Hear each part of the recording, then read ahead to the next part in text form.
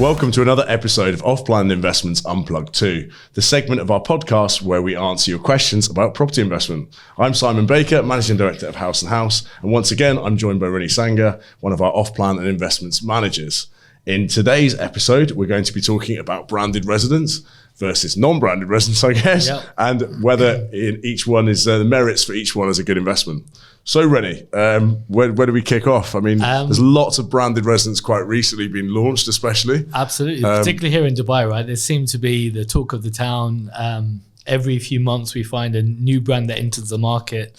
I think it's a really interesting subject, and I know we get a lot of clients that are asking about them. Some that maybe make a little bit more sense than others, if we're being quite frank about it. Yeah, no, I think that's quite a fair statement. I mean, it has been, obviously, historically, wasn't it, a branded residence was anything. We have the Dorchesters and we have a lot of hotel brands, which really makes sense for real estate, and it's somewhere to live, and that I think that adds, and in some cases can add huge value. More recently, you've seen, maybe car brands and different brands entering the market, which does sometimes feel a little bit like they've just taken a residential development and added a brand almost for the sake of it, or certainly to try and achieve a higher sale price. And I think that's an interesting conversation, because I think especially when we're trying to see the value add behind the brand, particularly where you get two sets of people, right? Some people that are looking at solely as investment, and some people who maybe want to unravel this lifestyle that naturally is what you kind of look for in branded residence as well, depending where the service element is. So as you said, you got the likes of Dorchester, the W Residences, Jumeirah Living, Six Senses, which are, really well globally renowned hotel operators. So you can almost, yes, look, we're selling off plans, so we don't actually know what it looks like when it's completed, but you can kind of appreciate how the two have like a synergy between them. A hotel brand and the services that you could expect, whether that's from the services, the finishing, the a la carte facilities, and so on. But I agree. I think some of the car manufacturer branded residences, I, for one, don't necessarily always see the value in it, but it's, horses for courses. If someone's looking for I guess if it's your dream brand, something like a Bugatti maybe, I guess is being one of this regarded as one of the most luxury car brands in the world, could probably maybe merit that, that brand. But I guess, in the real world, you wonder what are the extra amenities, what are the facilities going to look like? Absolutely. Whereas I think something, for example, a Six Senses, which is, synonymous with luxury around the world. Absolutely. I think makes a lot of sense. And we've seen people, obviously, their first project by Select on the Palm was very much snapped up, wasn't on the Crescent of the Palm. Some amazing, whole sort of underground level of amenities that ticked a lot of boxes. And I think for especially for that end user, they would think this is the kind of dream lifestyle, and come to Dubai, all that glitters is gold and all that kind of thing. Yeah. And I think if you look at it both ways, I mean, look, when we're advising people about these branded residences or properties in general, we do try to find that sweet spot of, yes, you could really enjoy this and it'll be, a superb lifestyle, but what does that look like from an investment perspective? Whether you're going to use it or not, whether you look to sell it in 10, 15 years or upon completion, I think having a brand that offers a little bit more to the actual investment than just a name itself, that's when you can really enjoy like a really fantastic capital growth. And we've seen that with the likes of some of the earlier Dorchester projects, Six Senses being one of them.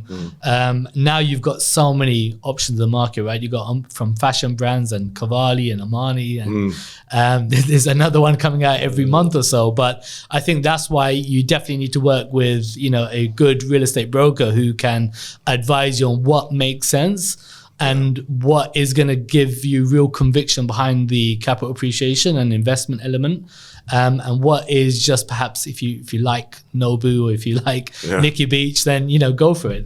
Well, that's great, isn't it? But I think you touched on it earlier. I think having a really established brand that offers a real genuine luxury ad would certainly hopefully hold true for the long term, rather than just for something that's, there are lots of opportunities here that, when it's, the latest restaurant, the latest bar or whatever. Correct. But something that will actually hold value for the next 10 or 20 years is probably very important as well, isn't it?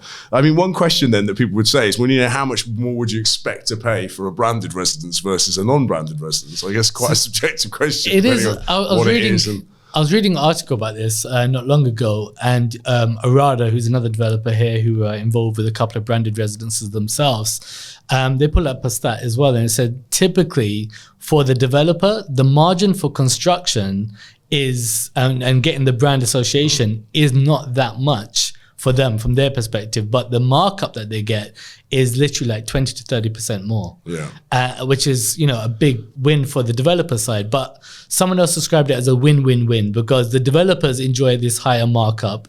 The brands love it because they get this extra exposure and obviously a payday because the developers reaching out to them. And to be honest with you, I'd say 80 to 90% of the time, the client wants it, right? They want to unravel this lifestyle, whether it's just like having a nice postcode, so to speak, or whether you're actually going to be able to unravel all these facilities and have this higher elevated specification that's on offer, which separates the branded residence from your normal run-of-the-mill sort of apartments. Sure. So I think there's a bit of value add there for sure. And there is a big range, isn't there? People might assume when you're talking about branded luxury, branded residence, you might be thinking, you've got to spend $5 million or 20 million dirhams or more. But actually, there are a lot of brands that we've been working with recently, where they've got, something like Rove, for example, which is really well established, reasonably priced brand, should we say, but they offer all these amenities and facilities. So Rove Marassi is something that we've been quite involved with. And that's something that you could start, branded residence doesn't have to start at millions, does it? That's 1 million dirhams. I think it was 999,000. 100%. So this is what, £200,000 or sort of $250,000 or something. So and quite a sensible price range, right? Yeah. Of course, for a smaller apartment, you're not getting a penthouse for that money. You're getting a studio apartment. But actually a studio apartment where if you don't spend a huge amount of time in the property itself, you're there, maybe you're a single person or a young couple, you sleep in the apartment. And the rest of the time you could be enjoying, Rove has over 50 different amenities, indoor and outdoor pools and a whole host of things that make living there, or will make living there, should we say, almost like a hotel kind of experience, right? Exactly. And in addition, it still proves to be a very good investment at the same time. And I think if you look at, maybe this is another topic, but if you look at what 1 million dirham gets you in Dubai these days, it doesn't get you that much anymore as what it once used to be. Let's be honest. So I think having a branded residence, a turnkey option with, a big brand like that in the heart of Dubai represents excellent value. And I would agree. I think for those who are perhaps not in the market, if somebody told them, would you like to buy a branded residence, they'd probably shy away from it because you'd tend to think, like you said, that, I need to be somewhat price sensitive. And either you can't afford it, or potentially that you feel you're massively overpaying. I think with something like those studios, I think that without the brand, it would probably, instead of the 20 or 30%, it might even be like 10 or 15 maybe percent difference. I would think from a price of the actual real estate when you consider the fact it's fully furnished. So I think that one is certainly one exciting opportunity for people. For sure, where I agree. You touched on it a minute ago as well, the fact that you will be able to rent them out for more. So when it is a pure investment, the end user, someone young who says, hang on a second, I quite fancy 50 amenities and yoga and rooftop this and roof terraces and all these whole host of having a concierge, having valet parking, having a shop in the lobby or whatever. That ticks a lot of boxes for people. I suppose we always refer back to the UK, don't we? And the reality is that just over £200,000. If you're buying somewhere in London, you certainly wouldn't be getting somewhere serviced. Well, I don't think you can buy anything in London really for 200 grand, could you?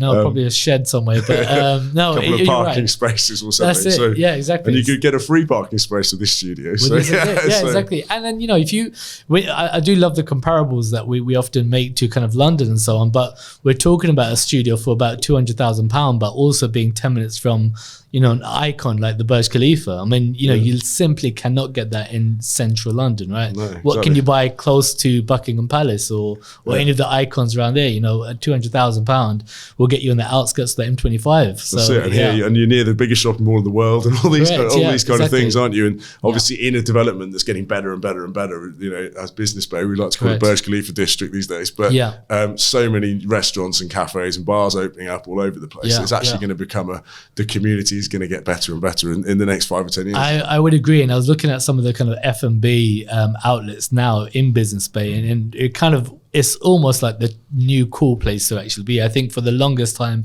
DIFC and downtown probably stole the limelight for kind of nightlife, but I think Business Bay has so many kind of chic sort of places.